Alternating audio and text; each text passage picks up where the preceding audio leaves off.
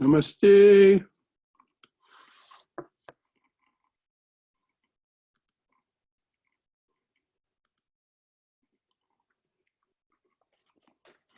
Namaste, Brother Hello, dear. Shankara. This is Swami. Oh, yes, I know Swam. Okay, my audio was on mute, so I wasn't sure. No, your audio is fine now. Oh, okay. How are you? Oh, a little bit frizzled. Oh, A little bit, just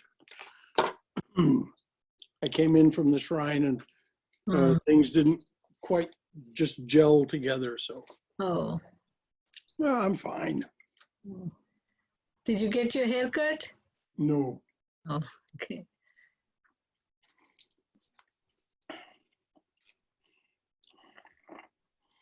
No, I didn't do that today. It would have been self-barbering and I would have had to make a little production out of it, and it just never happened. Oh.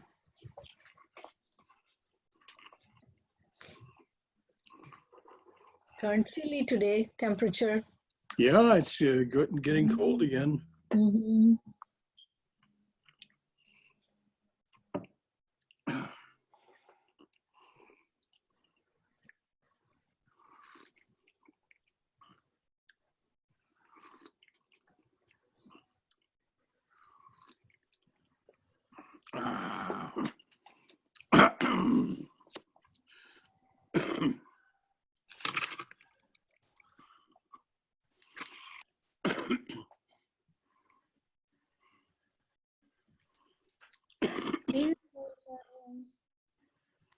Hello.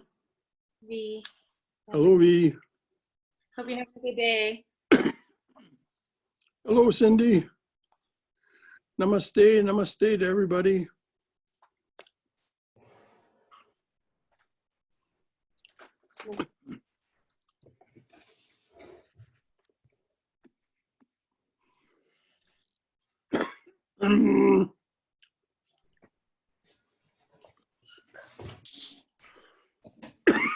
Hello, Catherine.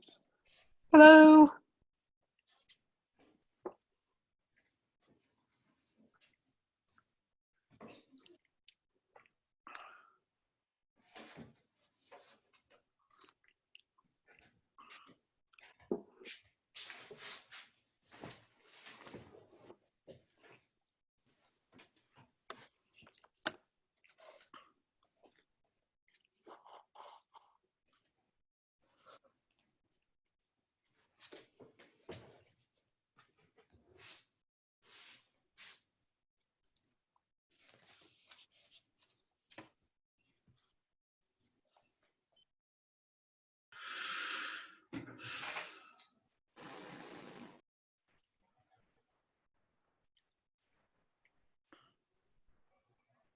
Hello, Haima.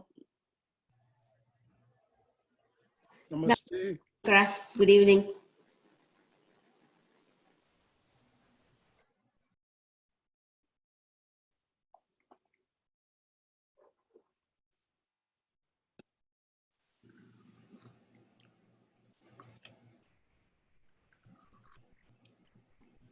Hello. Hello, dear. Hello. Good to see you. Om Namah Shivaya. Justine. Om Namah Shivaya.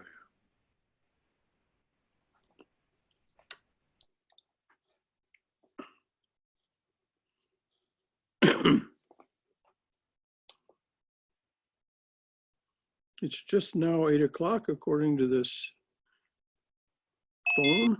So we'll wait for a couple of minutes and see who else shows up. Good evening, Brother Hello, Shankara. Keith. Good evening. Namaste, Keith. Namaste.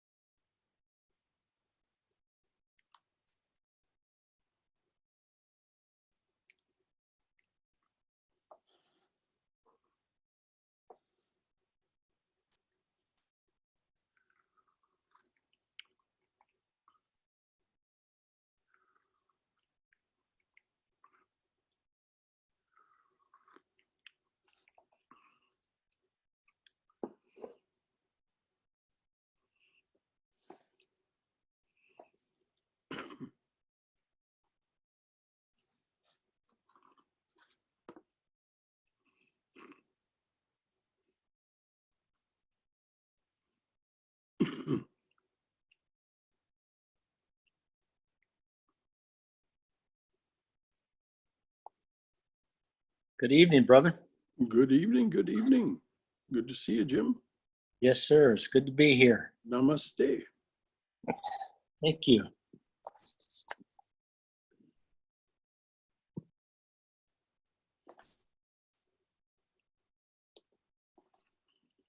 Okay. 8:02 it is, and here we go.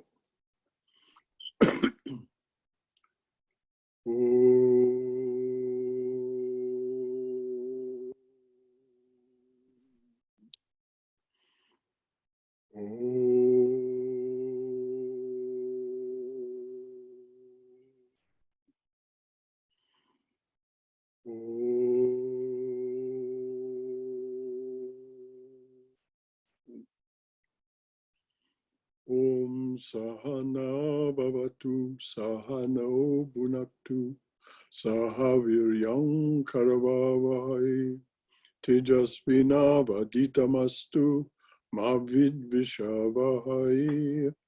Om Shanti Shanti Shanti. May the Divine Being look over us lovingly as a mother and father.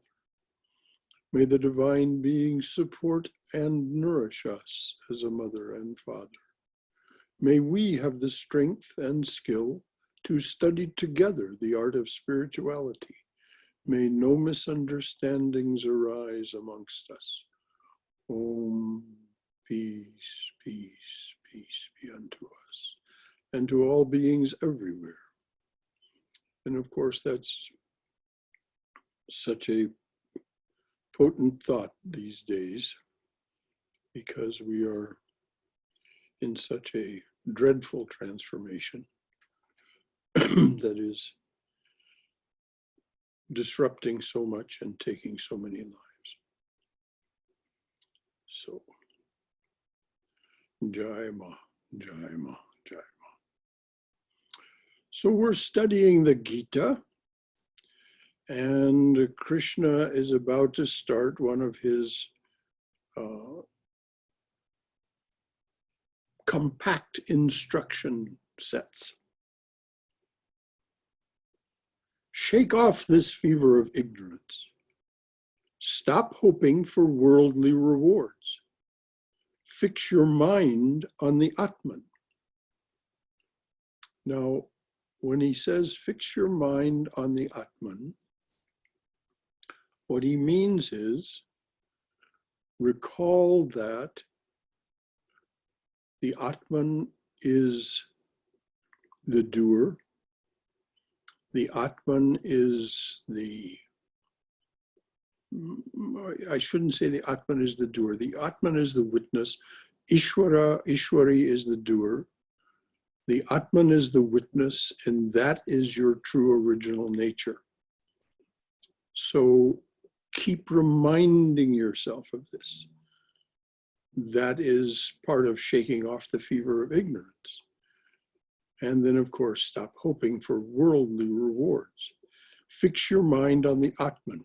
Be free from the sense of ego. Free from the sense of ego means free from the sense of separateness. There is only one ahamkara. There is only one I maker. Everything else is a reflection. And our sense of separateness is strictly an illusion. So be free from. Are we in chapter 5? I beg your pardon? Are we in chapter 5? I believe we are. Okay. If you have this book, I'm on, is it the bottom of 53, page 53? I don't know because I don't have page numbers myself. Yeah, I've got the Kindle version. I'll just have to find you. Sorry about that. It's chapter 3. No, we're not. We're past chapter 3. We are? Sure. You just read, shake off this fever of ignorance. Oh, am I going back through? That's in chapter 3, Karma Yoga, in my book. Unless that's repeated somewhere. No, shake off this fever of ignorance is chapter 3. I've seen it. We're on page 70 in chapter 5, which is the Lord is everywhere and always perfect. What does he care for Okay. man's sin? Okay, forgive me. I thought this thing would automatically pull us up where we were. So,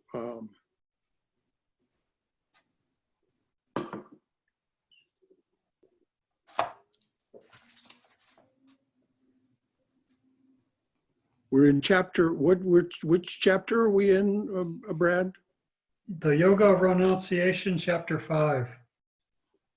Okay. Excuse me, I had gone back. Oh, I remember why, because I had copied something out of that for a talk. Oh, my. Forgive me. This has been kind of a fritzly day. Done.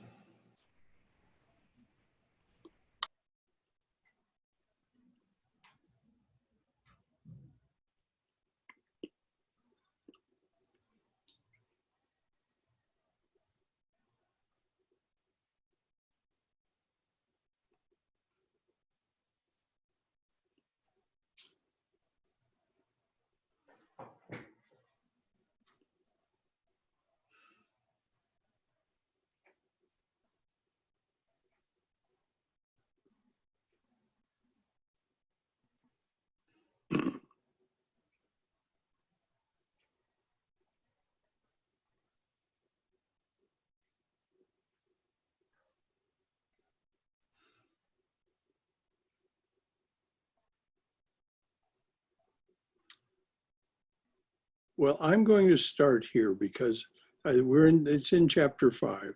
It may be, we may be recovering some ground, but this is such an important idea.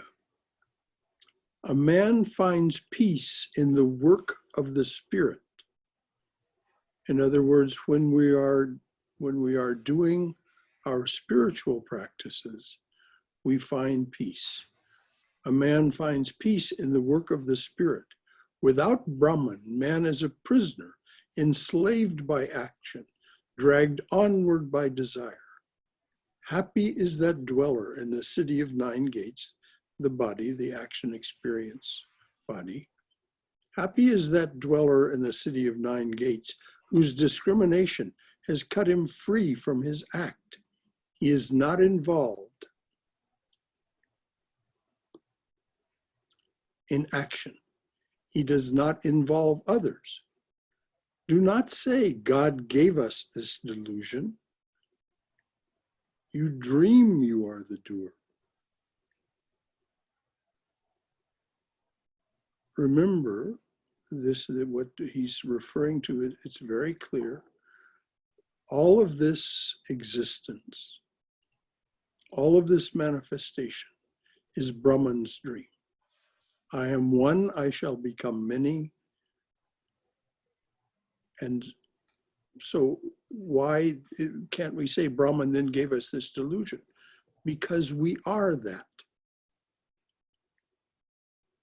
It's that we have lost our sense of who we are, so we dream we are the doer. You dream that action is done. You dream that action bears fruit. It is your ignorance. It is the world's delusion that gives you these dreams. The world's delusion. You are not the world. You are the Atman. You are Brahman. So because you've forgotten that, it is your ignorance. It is the world's delusion that gives you these dreams. The Lord is everywhere and always perfect. What does he care for man's sin or the righteousness of man? Now, this is a hard teaching. The Lord is everywhere and always perfect. In other words, what is going on right now in the world is perfect.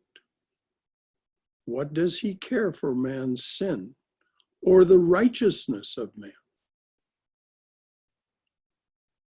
The Atman is the light. The light is covered by darkness. This darkness is delusion.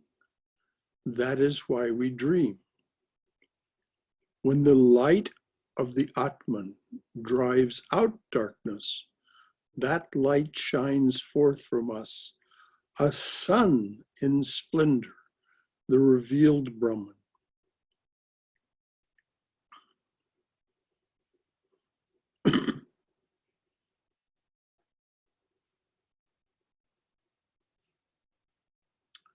When the light of the Atman drives out our darkness, that light shines forth from us, a sun in splendor, the revealed Brahman. Is this something that can only happen for someone else? No. Krishna says very clearly, this is your birthright. You have only to turn to him or to any of the paths that he enumerated earlier in chapter 4 and pursue them sincerely, and you will achieve your birthright. The devoted dwell with him. They know him always there in the heart, where action is not.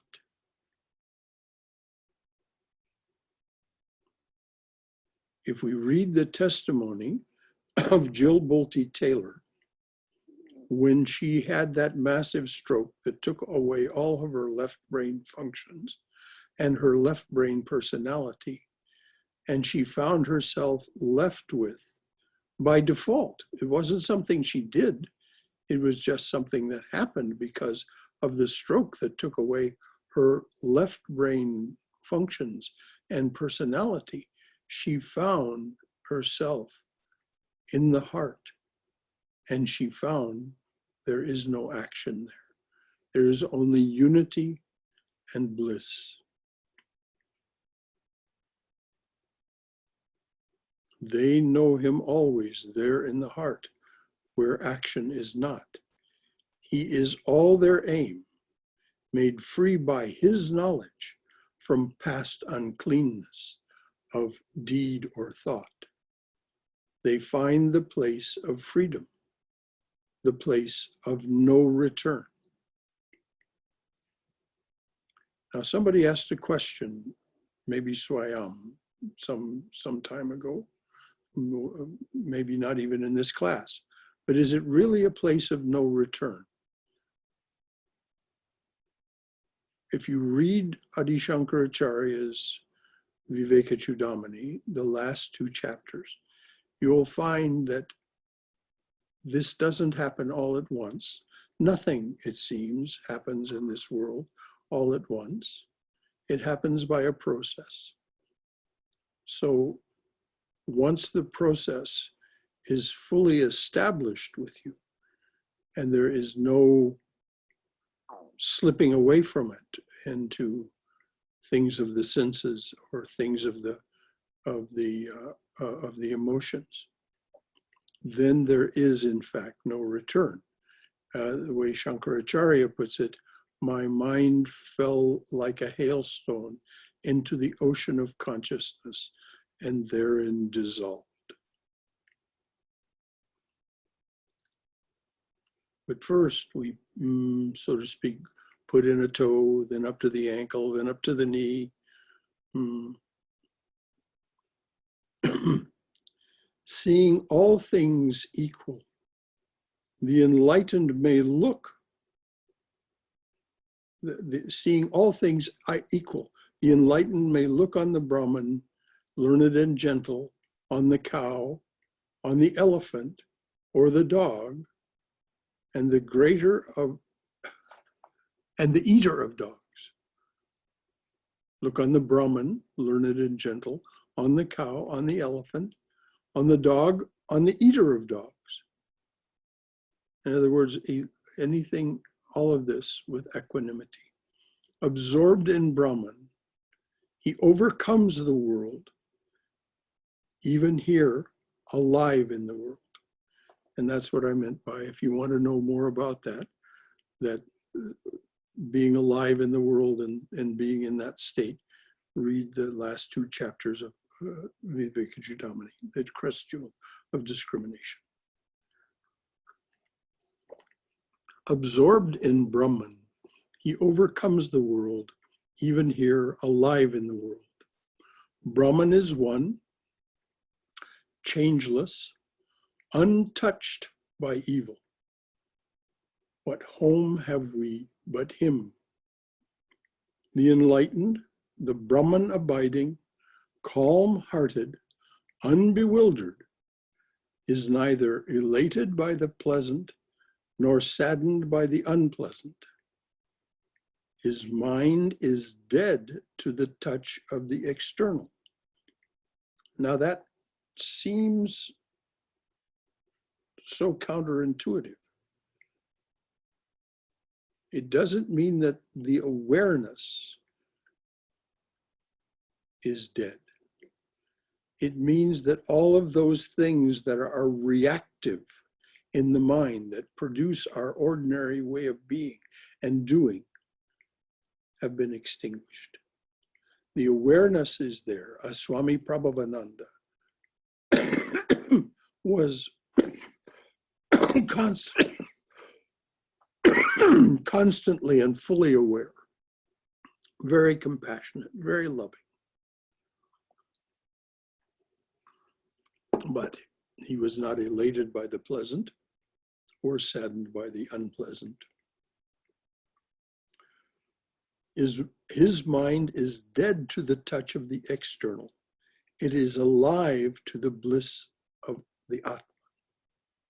Because his heart knows Brahman, his happiness is forever. In other words, once you've entered that state, this place of no return, there's no returning to samsara. It isn't that samsara doesn't exist. As long as there's embodiment, samsara exists. It simply doesn't touch you. When senses touch objects, the pleasures therefrom are like wombs that bear sorrow. That bears repeating. When senses touch objects, the pleasures therefrom are like wombs that bear sorrow. If you want an amplification of this, read chapter 2 of Patanjali's Yoga Sutra, where he talks about even the pleasant bears sorrow. Why? Because in its absence, we yearn for it. We think, oh, I'll never have that again. We're constantly agitated by the fact that that pleasure was there and isn't there now. We remember it, which takes us out of the moment. We project how we might get it again. We're out of the moment. And the moment is where we know the Atman. That's why even pleasures bear sorrow.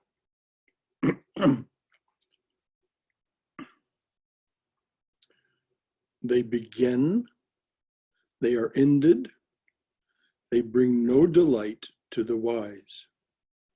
Already here on earth, before his departure, let man be the master of every impulse, lust begotten or fathered by anger, every impulse lust begotten or fathered by anger. Again, he's pointing to the Rajoguna because that is the guna of projection. Tamas, the guna of concealment. Rajoguna, we project into the world either, he says, either by lust or by anger. This is where we find most of our impulses are born, in either lust for something in the world or anger that we don't have it, or that it's something is wrong.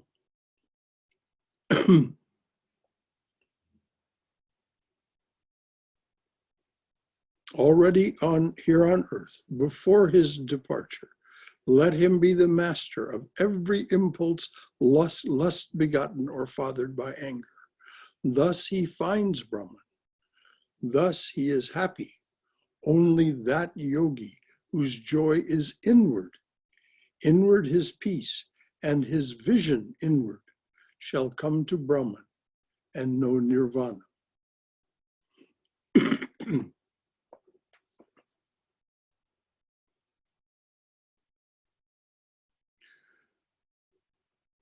So we've had quite a lesson here. Let's pause and see if there are any questions or comments that people would like to make. What has this given rise to you? This is where we do this together. Do you have any questions? Do you have any comments? Do you have any thoughts about what Krishna has been saying here? Hey, Brother Shankara. Yes, James. Yeah, this reminds me, pleasures bear sorrow. James Swartz, who I enjoy reading often, many times says life is a zero-sum game. Very similar thought. Mm-hmm. What do you hear? What do you hear when you hear zero-sum game? What is it that you think is meant by that, James? Is what I'm thinking it means is there's pleasure and then there's pain equally. Yes. There's pleasure and pain. So when you enjoy something, pleasure, there's going to be an end to it. Whenever there's birth of something, whether it be a birth of a pleasure, enjoyment, then there's going to be an end also. Mm-hmm. Yes, and in that end, we have this problem, this concern, that we'll yearn for it to happen again.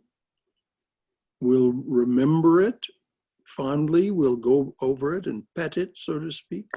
Oh, that was so wonderful when we went to Cancun. And, it was, and oh, will we ever be able to go again? Yeah. All that kind of, this is where pleasure becomes a source of sorrow. And what is sorrow? Sorrow is being outside the moment, where we're turned inward and have the experience. In the moment we turn outward, the moment we cast our mind out from the moment. Yeah, and I believe it's the attachment of our pleasures, whether it be, and so there's nothing really wrong with the pleasures, really. It's the attachment of them. Well, you should have seen Swami Prabhavananda eat his spaghetti dinner. He loved his spaghetti dinner. He made it himself. He made spaghetti. But if it had never occurred again in the world, it wouldn't have been a moment's concern to him. Yeah. Mm. Anybody else? That was very good, Jim. That's exactly a zero-sum game. In other words, there's this, there's that. Oh, yeah. It adds to nothing. Yeah. Yeah. Anybody else? Brother Shankara, Yes. you talked a lot about the gunas, and I know it's a major part of this. Could you maybe explain a little bit of the difference between gunas and prana? I mean, I know that they're different, but I'm still very unclear on what those differences are specifically. Okay, prana is the vital force, the life force that is touched and modified by the gunas. There is prakriti, which is the undifferentiated life force. It's not yet taken any shape or form. But when we get down to prana, when we get down to the actual vital force that makes our bodies and our minds go, that is what is inflected by the gunas. And our prana, of course, is constantly appearing to us as feelings, perceptions, thoughts, memories, projections, because of the influence of the gunas on our samskaras, on our vasanas. Samskaras are individual sense impressions left by something in our past, or for that matter, in our present. And vasanas are defined as a group of them that together make a tendency or a habit. So the gunas are, and if you want to understand this in detail, you need to study Sankhya, because the gunas are constantly inflecting our life energy and our each of the 5 sheaths in which we live, so that they'll actually argue with one another. You know, the food body will say, I want something. And the mind body will say, that's not good for you, you shouldn't have that. And the food body will insist, no, it doesn't have very many calories. And so you'll end up having this fruitless argument within yourself, all generated by the prana and its effect on the sheaths that we live in, and the effects of the gunas. The gunas, the reason they're all 3 called the 3 robbers is they all inflect us by making us, to one degree or another, in one way or another, restless to be outside the moment. Even sattva invites us to a kind of contentment, so this is why they're all 3 called the 3 robbers. Sattva is the best of the 3, being the one that has the revealing power, but nevertheless, they all inflect the life energy. And if you just sit quietly, you don't even have to be practicing meditation, just sit quietly and watch your mind and body. You see all these things going on, My big toe hurts. This thought of when we went to the Rocky Mountains, and then this and that and the other thing. It just goes on and on and on. This is the effect of the gunas on the life force, prana. So is that clear, or does there need to be anything more? No, it's very clear. Thank you. That was a great description. Thank you. Mm-hmm. Anyone else? Yes, Brother Shankara. Yes, Swam. What is the difference between mumukshatvam, which I understand is intense longing for the truth, versus restlessness during the process because we want to get there or get somewhere? As long as it's spiritually directed, there is no difference. That restlessness, that ache, mumukshatvam starts as an itch. I feel I'm constrained by this straitjacket of the body and its habits and its way. I just know there's more than this. So it starts as an itch. It turns into an ache as you learn more. That ache then matures into mumukshatvam, which is zeal. This is the word that Swami Swahananda used. Zeal. I will not be contained. I will not let this process of manifestation that is going on all around me define me and contain me. I am going to find a way out of here. And so then you pursue, and ultimately the sincere seeker finds teachers, finds instruction that are suited to themselves, and they begin to work their way out. As Swami Sridharananda repeated over and over, slowly and slowly, my dears. You cannot take this action experience suit and change it overnight. If you were to decide, I want to be a marathon runner, marathons are 26 point something miles, right? If you tried to run a marathon the first day after you decided that, you might probably just kill yourself. The same thing is true of spiritual progress. Just as you would take years to become a skillful and successful marathon runner in your age bracket, there's all these things about running marathons, different classifications, different age brackets, and so on. Nevertheless, if you started, it would take you some time to become a skillful marathon runner. The same exact thing is true. Because what you're doing is you're changing the very nature of your mind-body complex. You're changing the very nature of your chitta, your mind stuff. Your very nervous system changes by spiritual practice. That's why it becomes calmer.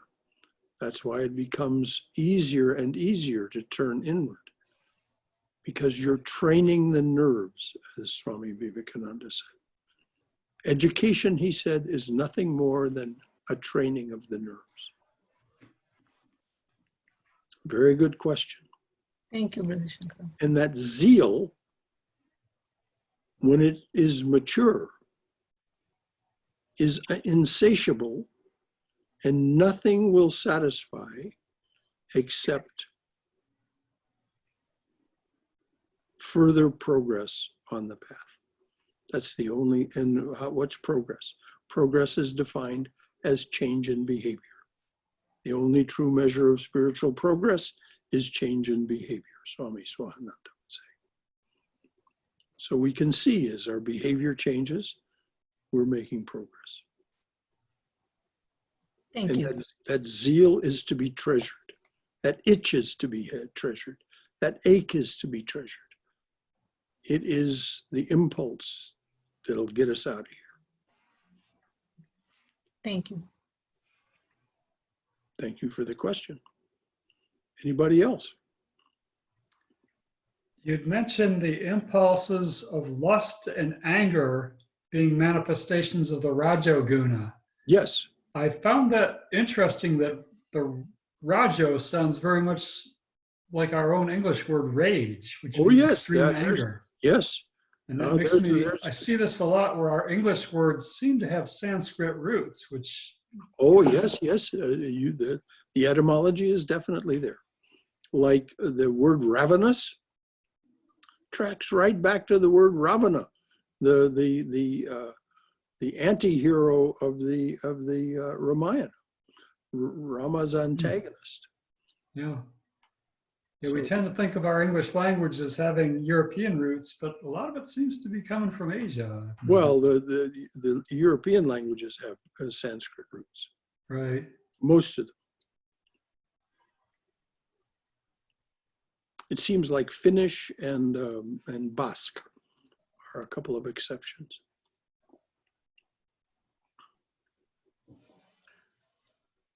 Brother Shankara. Yes, Keith. Are some skaras like the result of previous karmas that you also have to work off? You don't have to work them off. Yes, they're the result of previous actions.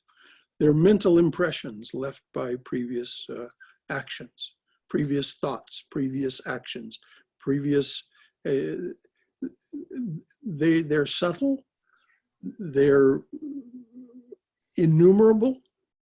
And so that's why there's no possible way to work them all off.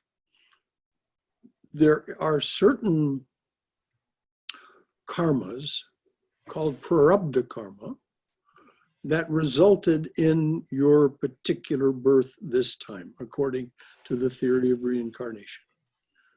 Those particular karmas were strong enough to impel you to take another human form. The other samskaras, the other mental impressions, most of them, most of the time, are dormant. When the winds of the gunas blow through the wind chimes of your mental impressions, they may go tinkle, tinkle, tinkle of this particular thing, and you'll have a vague memory or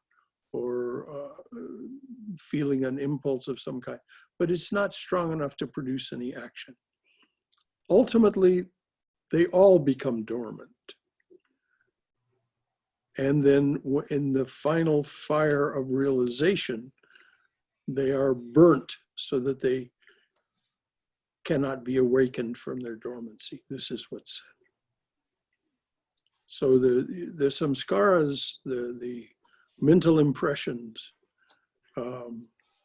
everything that happens to your chitta, to your mind stuff, leaves an impression, subtle, gross. We don't remember most of them. In psychology, there's the study of what moves, what is it that characterizes something that moves from short-term memory to long-term memory, to where we recall it with relative ease. This is the study of samskaras. Thank you, Brother Shankara. Mm-hmm. Anybody else? This is good. This is what we're here for. This is all, if you have this question, probably somebody else also has that question or something like it. Okay.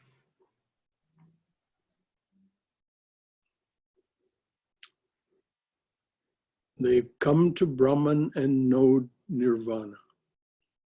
And now that we get this answer that your question was just pointing to, Keith. All consumed are their imperfections. All of the samskaras that lead to keeping us entrapped. All consumed are their imperfections. Doubts are dispelled. Their senses mastered. Their every action is wed to the welfare of fellow creatures. Now, again, this is a startling statement. If you achieve this state of nirvana and remain embodied, or even if you lose the physical body and are in the subtle body. Swami Vivekananda said when he abandoned his physical body, which he did deliberately on July 4th, 1902, he said, "I'll be more effective outside the body." That didn't mean he was leaving us. No, he is present in his subtle body. Many people have had experiences of him in the time between 1902 and this moment. Same is true of Holy Mother and of Vivekananda. Of the Master, Sri Ramakrishna. Once they are in this state, their every action, as long as they remain embodied in the physical body or subtle body, their every action is wed to the welfare of fellow creatures. Such are the seers who enter Brahman and know nirvana. Self-controlled, cut free from desire, curbing the heart, and knowing the Atman. What does it mean, curbing the heart? He doesn't mean the subtle heart. He means the heart that leads us to action of entanglement with other human beings. Again, there's nothing wrong here. It's just if you're seeking freedom, you wish to avoid entanglement. So cut free from desire, curbing the heart, and knowing the Atman. And this is, of course, the key, that there is knowledge of the Atman. Having experienced it, having turned inward often enough, long enough, you actually have an experience of the Atman. Self-controlled, cut free from desire, curbing the heart, and knowing the Atman, man finds nirvana that is in Brahman, here and hereafter. Shutting off sense from what is outward, fixing the gaze at the root of the eyebrows. Now this is one method of meditation that he's speaking of here. And it's said that Sri Ramakrishna, when he would go into certain kinds of samadhi, that his eyes would fix in this way. Shutting off sense from what is outward, fixing the gaze at the root of the eyebrows, checking the breath stream. This is, in other words, freeing yourselves. This is practice of contemplation, concentration, and meditation, and pratyahara. Shutting off sense from what is outward. That's pratyahara. Checking the breath stream, pranayama, in and outgoing within the nostrils, holding the senses, holding the intellect, holding the mind fast. He who seeks freedom thus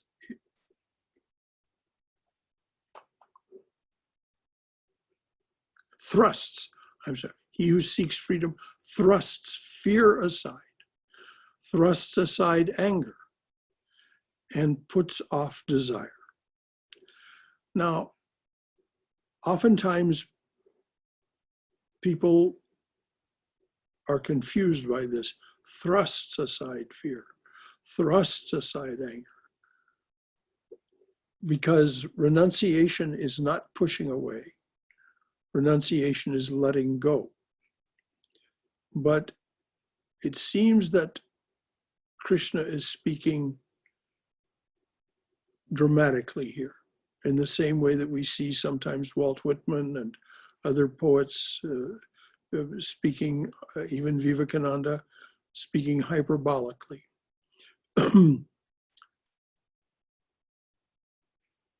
So it's not pushing it away in the sense that it seems to be in this language.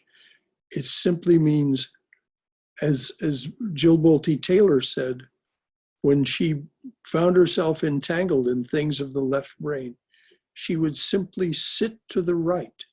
In other words, return to her right mind, her right brain consciousness. So she would just put those other things aside. She would just literally move away from them. So there's no contradiction here, although the language can be a little confusing. He who seeks freedom thrusts aside fear, thrusts aside anger, and puts off desire. Truly, that man is made free forever. When thus he knows me. I have a question. When Yes. he says puts Yes. off, when he says puts off desire, it sounds like he uses a different language than he speaks of with the others. What is there a difference between the putting off and the thrusting aside? And I understand the difference between the language that Putting off desire is like taking off a sweater. I mean, you literally just take it off and set it aside. Gotcha. Thank you. So thanks for the question. Yes. When thus he knows me, the end, the author of every offering and all austerity.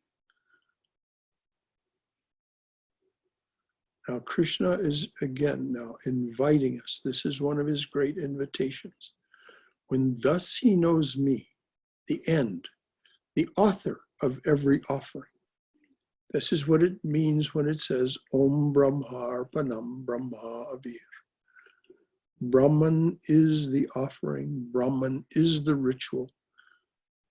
This is Krishna speaking in that sense. He is the author of every offering and all austerity, Lord of the worlds, and the friend of all men.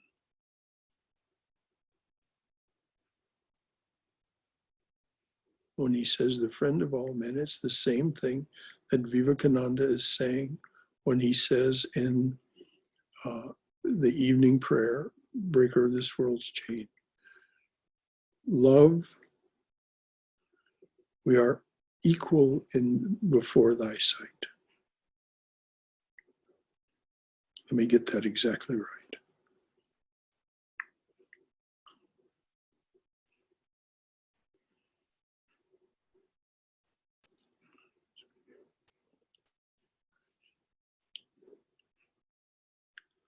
Love, who art partial to none, we are equal before thy sight. This is what Krishna is saying here when he says he's friend of all men. O son of Kunti, shall he not enter the peace of my presence? Now, when he says son of Kunti, he's speaking to Arjuna as every person born of woman. O son of Kunti, shall he not enter the peace of my presence?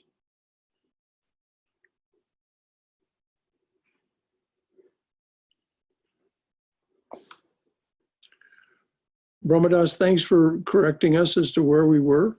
We're now going to start chapter 6. Do we have time? Yeah, we have time to start.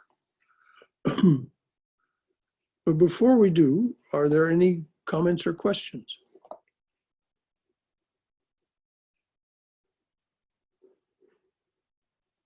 Okay. Chapter 6 is titled The Yoga of Meditation. Sri Krishna.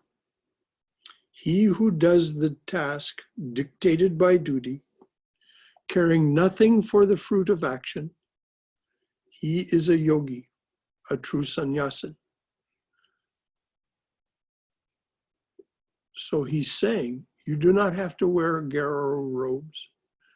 You don't have to take vows. What do you have to do? He who does the task dictated by duty, caring nothing for the fruit of action. In other words, he who has accomplished karma yoga. This is exactly what this is a summary of. He who does the task dictated by duty, caring nothing for the fruit of the action. He is a yogi, a true sannyasin. Now, a sannyasin is one who will find their way to the goal. And then, but of course, now he's going to make a distinction. But he who follows his vow to the letter by mere refraining, and then he specifies the formalities of karma yoga, lighting no fire at the ritual offering, making excuse for avoidance of labor, in other words, not doing the task at hand.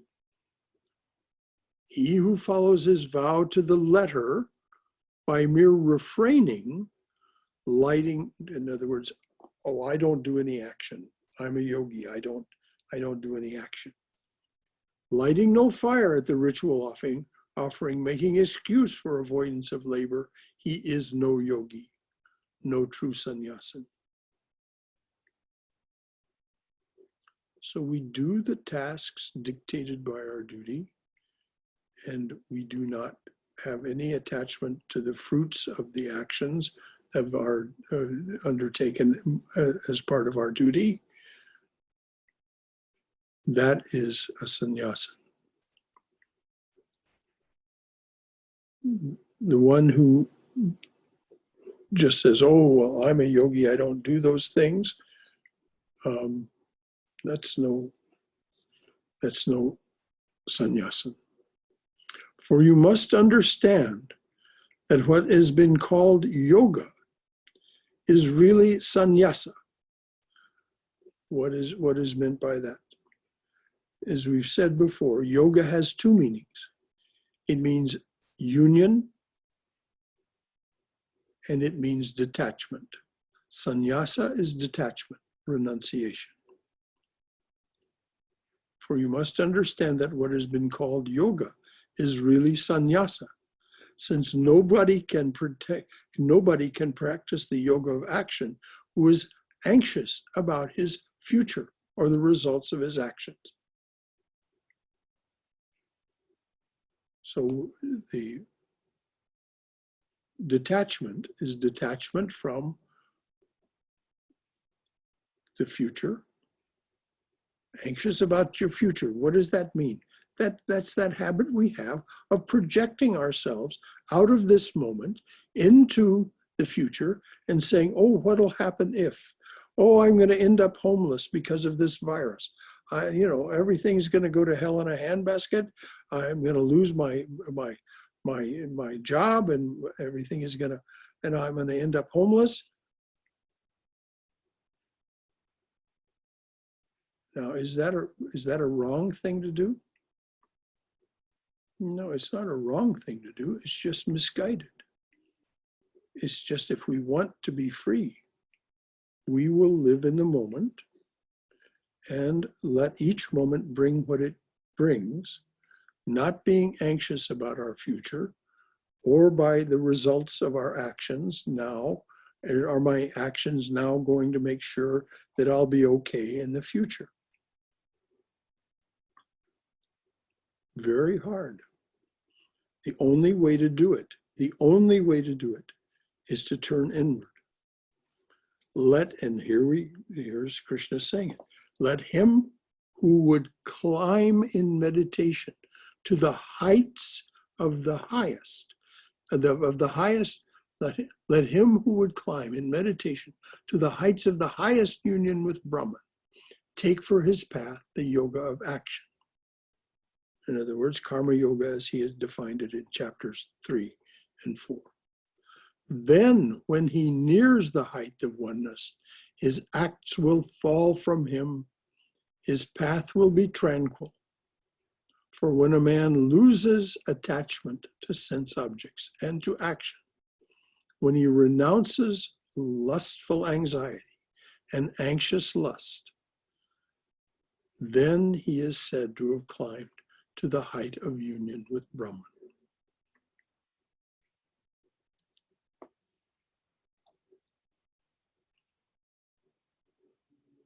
Okay, we've got just 5 minutes left.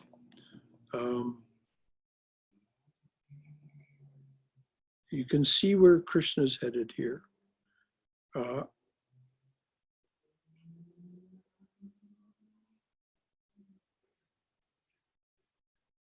The yoga of action, karma yoga as he's defined it, which is living in the moment, offering everything to him or to her, the divine presence,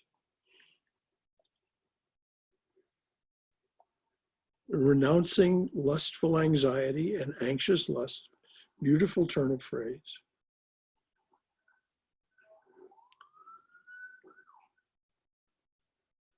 Then he is said to have climbed to the height of union with Brahman.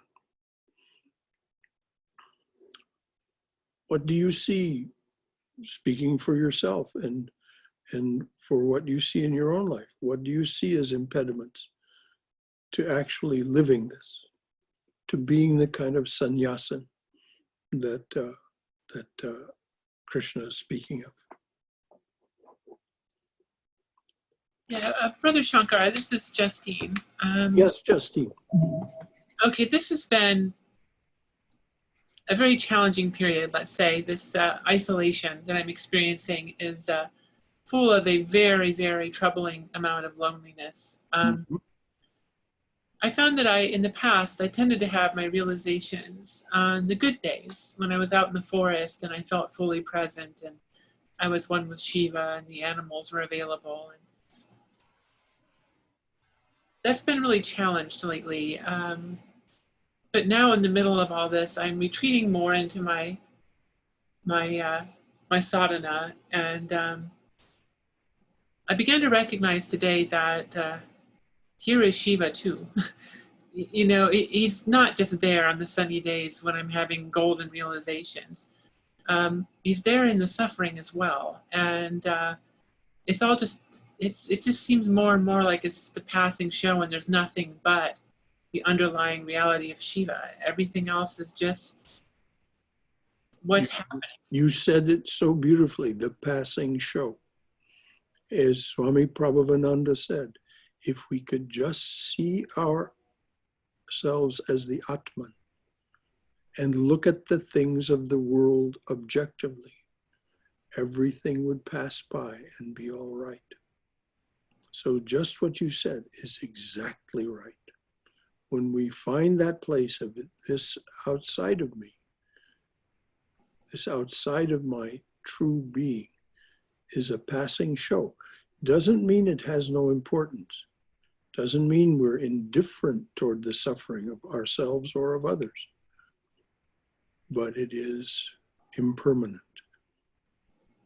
as contrasted to the permanence that you find inside. Very good, Justine. Even the golden moments of realization are not the thing. Yes, exactly. They're part of the passing show. Yeah. They're lots of fun. So let's not be attached to them. When we have them, let them shine for all they're worth. But don't yearn for another one. That's just an impediment to having another one. That's all I have. Thank you. Thank you, Justine. Anybody else? Brother Shankara, Yes, Swayam. is nididhyasana same as dharana or dhyana? This is one of the problems about jumping tracks, Swayam.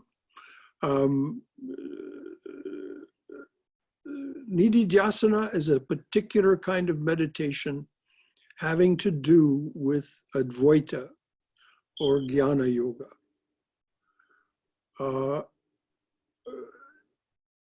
It isn't equivalent to either dharana or dhyana, which are Advaita and Jnana are a much more mental activity. Nididhyasana, it's philosophical, as Swami Vivekananda says, philosophy. Nididhyasana is having discovered the truth through having heard it and having done your manana, considered your way of being and thinking as contrasted with the truths you've been taught, what you've heard, and becoming convinced of the truth. You then begin to insist on the truth. And whenever anything else tries to intrude, you say, no, that's not true, not this, not that. This is the truth. Nididhyasana is a little elusive. You know, it's a difficult mental task to constantly be insisting on the truth and setting aside this or that tries to intrude on your awareness as reality. Dharana is concentration. You can find its definition in Patanjali's Yoga Sutra, chapter 2. There are 4 different kinds, as defined, 4 different kinds of dharana. Dhyana is absorption. And it is a different state of mind and being. Though you come to the same place ultimately, it's a different path. So this is why it's difficult to compare the language of one yoga with the other. So is the mantra chanting then part of, which process does that help? The mantra chanting is part of Raja Yoga. It's part of Bhakti Yoga and Raja Yoga. When you're chanting the mantra, what is it that one is doing? One is, whenever something else tries to interrupt or intrude, you don't push away that other thing. You don't say bad and wrong. You simply return to chanting of the mantra until you're able to do it continuously without interruption for 12 seconds, which is defined as the beginning of concentration. Once you're able to do it for 12 times 12 seconds, you have achieved concentration and you have begun to enter meditation, dhyana. So these are very, Patanjali gives them quite defined technical descriptions. The chanting of the mantra is a form of both contemplation. What is it that I'm chanting? And then that transitions into concentration, simply repeating the mantra. And then the absorption that comes from the power of the mantra overcoming all of the other vibration that tries to intrude in your practice. And that's a years-long activity. Thank you, but brother. very, very fruitful.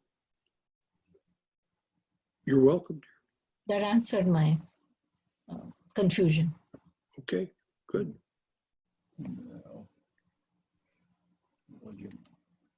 Anybody else? I was having some thoughts about earlier today about attachment, since we're talking about attachments and letting go of them, because and the anguish and the anxiety, the lustful anxiety and the anxious, what was that? Lust, that was great. Yeah. That was kind of funny. Lustful anxiety and anxious lust. Right. And I was thinking about attachments. I was thinking, okay, we become attached to things and people and ideas and places and all the things we become attached to because we think it's lost. We think it's gone. So we want it back. Or we've never had it. And so we think it's in the future and we want it. And what I was thinking is that, time really is just a construct. I mean, time is an illusion. And so everything that has ever happened is right here, right now, and everything that is going to happen the same. And so how could nothing's lost. How could it possibly be lost? No, it can't be lost. But we worry about it.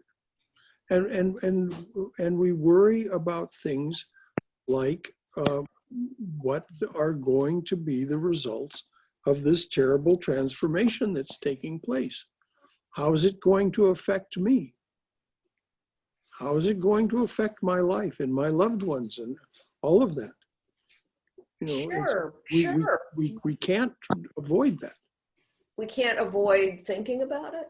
Yeah, we can't avoid thinking about it. What we can do is put those thoughts in their place. Yes, by just saying, it may be awful, it may be wonderful, it may be nothing, but as long as we're embodied, something's going to change no matter what is happening, pandemic or no pandemic. Far more important than that is what is happening right this moment. That's the only moment that exists. As you said, all of the past and all of the future is contained in it because time is an illusion. It is Mother's construct, according to the Devi Mahatmyam. Mother brought about minutes, moments, and other divisions of time in order to bring about change in things. If there weren't change in things, we wouldn't be entranced. So when we remain fixed in the moment and we experience deeply and inwardly what is in this moment, 99 point some odd percent of moments are full of joy and bliss. I hear what you're saying. But I felt like seeing that nothing's lost, then there's nothing to be, it just makes it easier to let go of things. Freedom's just another word for nothing left to lose. lose. Freedom's just another word for nothing left to lose. And also, And everything turns out the way it does. yes, exactly. And it is not, our power to affect it is not very great. No. Very well observed, Cindy. Anybody else? Brother Shankara? Yes, Emma? I have a comment. I think the current situation is helping some of us to loosen the attachment and get detached a little bit. I think Buddhism is coming into practice, I have a feeling, for many of us. Not all of us, at least some people. I think it's transcending us to a, it's letting us practice transcendence. Well, if we don't open our hands and let go, yes, our hands will be forced open. Yes, that's right. That's what it's giving us a chance.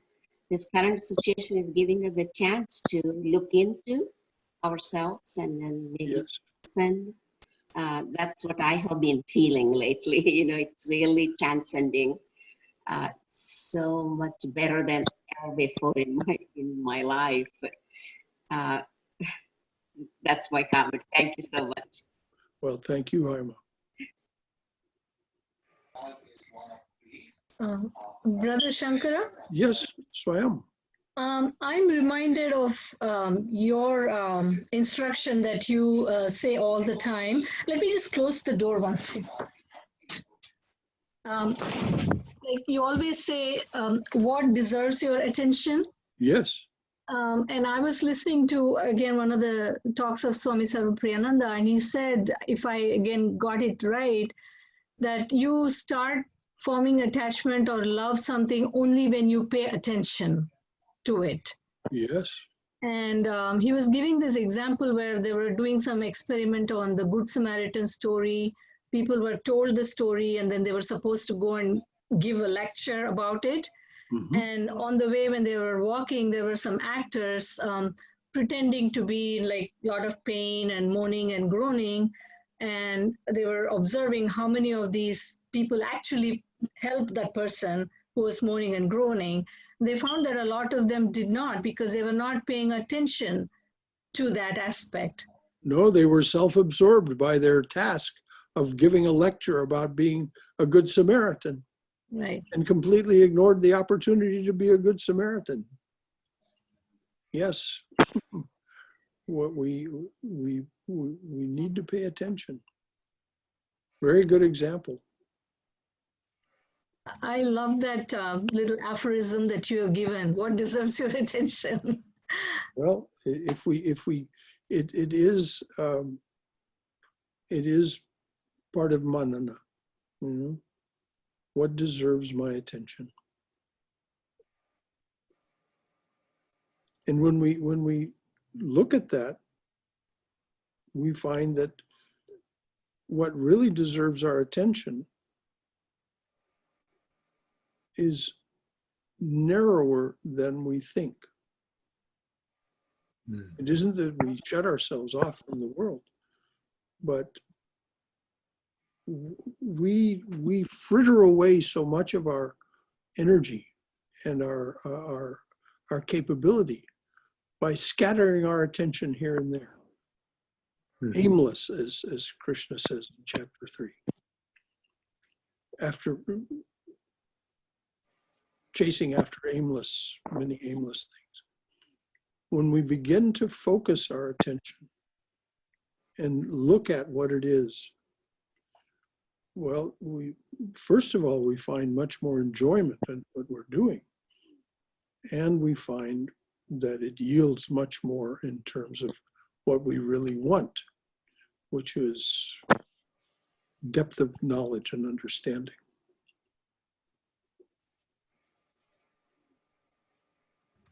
Thank you, Brother Shankara. Mm-hmm. And thank you for bringing Sarvapriyananda in again. I mean, you know, we always are glad to hear from Sarvapriyananda. Oh, by the way, Swami Yogatmananda called the other night, and just out of the blue for no particular reason, just to check on what's going on here. And he sends his loving regards to each and every one of us. And he asked about many of you that he knows personally, knows to some degree. He asked about you individually. Very sweet. He's going to give us a talk sometime in the summer by Zoom, so he doesn't have to travel here. All right. We'll leave it at that.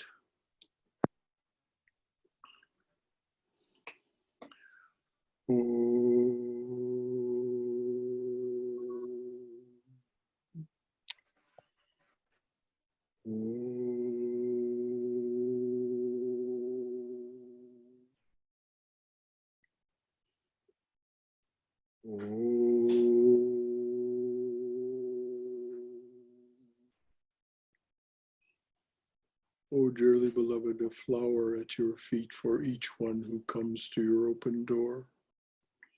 A flower at your feet for each one who stands by your open door and says, come to me, offering to break this world's chain that binds us down to ignorance, suffering, and death.